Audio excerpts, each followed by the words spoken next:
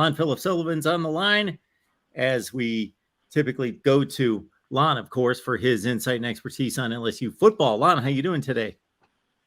Doing good, Mark. Doing good. How about you, my man?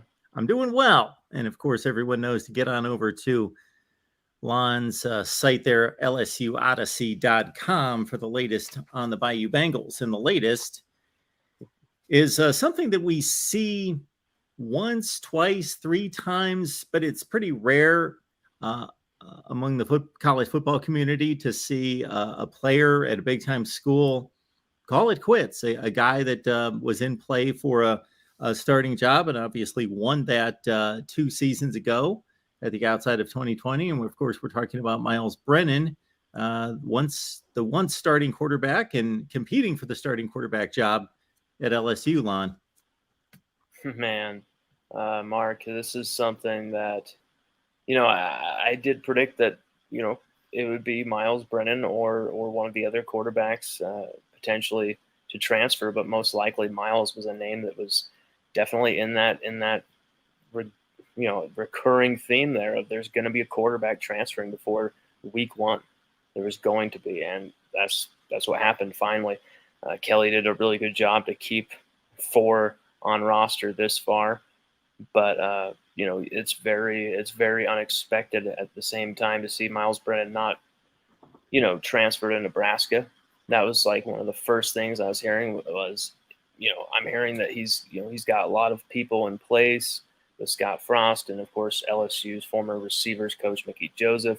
There's a few former receivers from LSU who are there who he's been longtime teammates with, Trey Palmer, Alex Adams, but that was not going to happen.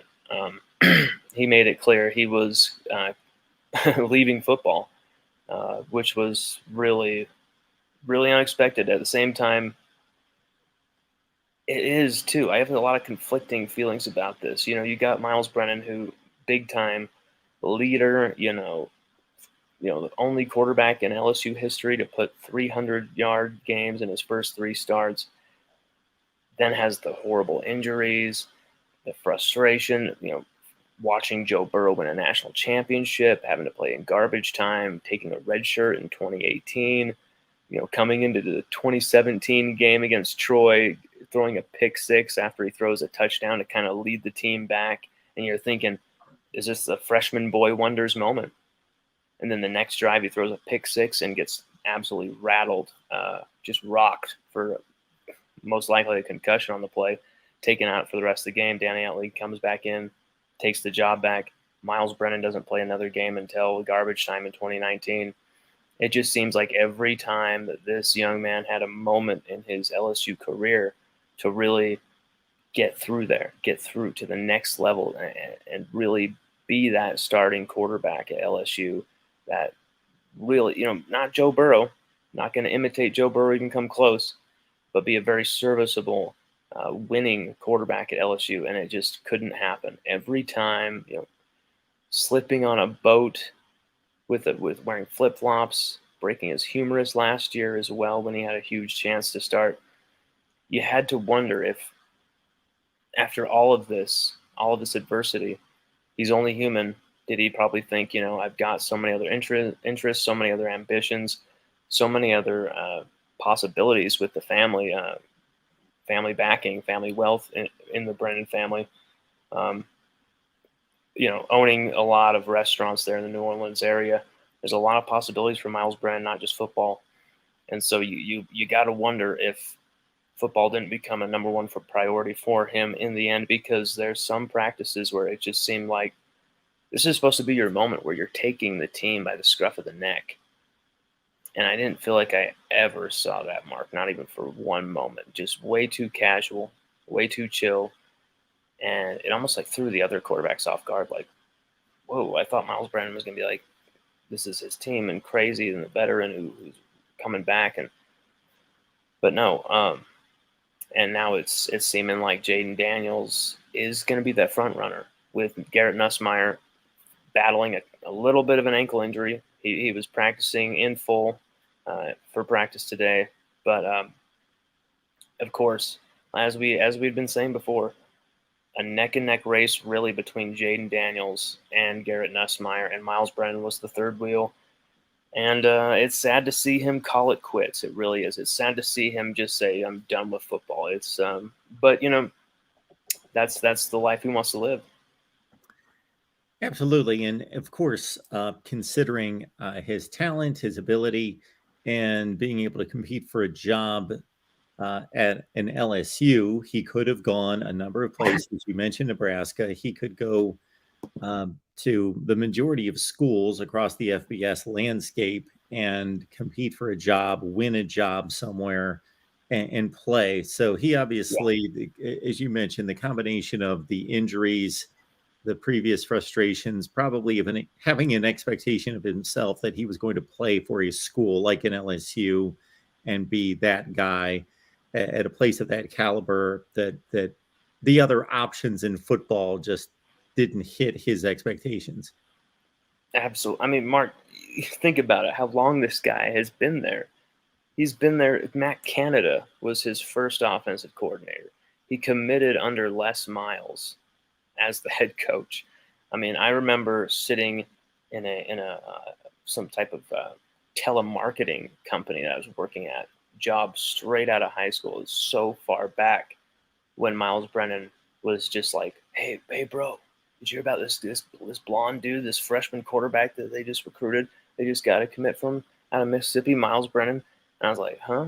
And they're like, oh, he's going to be the first really super awesome quarterback for LSU. We can't wait for this kid. And so that's what my buddy AG Anthony was telling me at the time, a diehard LSU fan as well. And I, just seeing how long it's been, just that Myles Brennan has been at LSU. I mean, I know he put his name in the transfer portal back in November, late November, I think it was. Didn't last long, and he gave everything for LSU. We cannot take that away from him. He put everything on the line. This is a guy who played 3/4 of a game with a torn abdominal muscle that was torn split like a steamed asparagus, according to trainer Jack Marucci. He should never have gotten back in that game, Mark, but he did because of his love for LSU. And I wonder if those type of incidents just compounded, really, Mark. And football, it always comes rears it, these type of incidents always make it rear its head, when you're just, football is a very violent game, and it takes no prisoners, and it leaves a lot of casualties in its wake.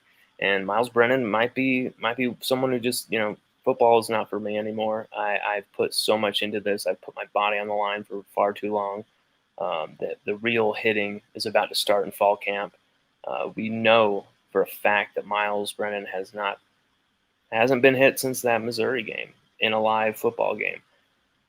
That's 2+ years, Mark. I mean, what type of condition will he be in? Could he even accept a really nasty hit?